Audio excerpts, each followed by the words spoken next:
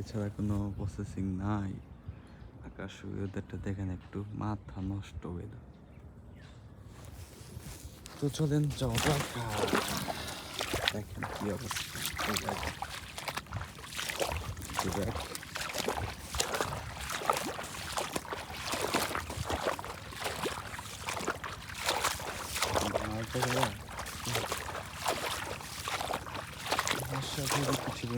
এগুলো সব যত দেখতে পাচ্ছেন চাষের জমি সবগুলা ধান দোকান করা হবে।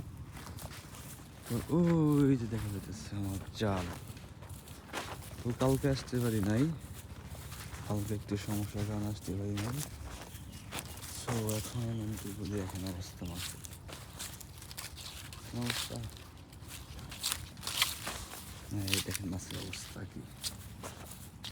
তো জানি না মাছ আছে কি না, হয়তো বা নাই, কি আছে তাও জানি না।